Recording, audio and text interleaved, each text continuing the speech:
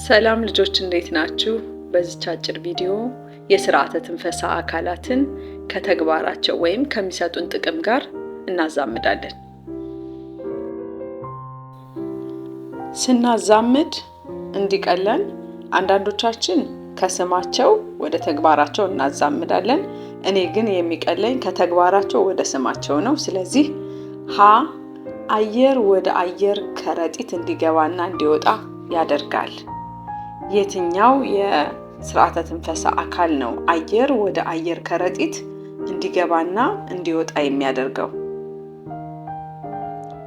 መልሳችን የሚሆነው ደቂቅ ትንቧ ነው። ስለዚህ አምስተኛ ላይ ሂጄ ሀ እጽፋለሁ ማለት ነው። ለ አየር ከአብይ ትንቧ ወደ ሳምባ ያስተላልፋል። ከአብይ ትንቧ ተቀብሎ ወደ ሳምባ የሚያስተላልፈው የስርዓተ ትንፈሳ ክፍል የቱ ነው?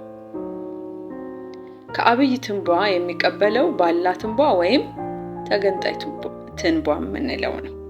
ስለዚህ አራተኛ ላይ መጥቼ ለ እጽፋለሁ ማለት ነው።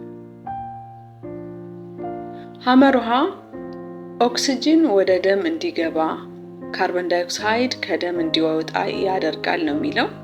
ኦክሲጅን ወደ ደም እንዲገባ ካርቦን ዳይኦክሳይድ እንዲወጣ የሚያደርገው የመጨረሻው የስርዓተ ትንፈሳ አካል ትንከረት ወይም የአየር ከረጢት ነው። ስለዚህ ስድስተኛ ላይ መጥቼ ሐመርሃን እጽፋለሁ ማለት ነው። መ አየር ወደ አብይ ትንቧ ያስተላልፋል ወይም አየር ወደ አብይ ትንቧ እንዲሄድ ያደርጋል። ማን ነው ይህንን የሚያደርግልን? ከሰርን የተቀበለውን አየር ወደ አብይ ትንቧ የሚልከው ድህረ አፍ ነው። ስለዚህ ሁለተኛ ላይ መጥቼ መ እጽፋለሁ ማለት ነው። ሰ አየር ያሞቃል፣ ቆሻሻን ያጣራል። ከውጭ ያገኘነውን ቀጥታ በአፍንጫ ወይም በአፍ የገባውን አየር የሚያሞቅልንና ቆሻሻዎችን፣ ጀርሞችን የሚያጣራልን ሰርን ነው። ስለዚህ አንደኛ ላይ መጥቼ ሰ ብዬ እጽፋለሁ ማለት ነው። ረ አየር ወደ ባላ ትንቧ ያስተላልፋል። አየር ወደ ባላ ትንቧ ያስተላልፋል።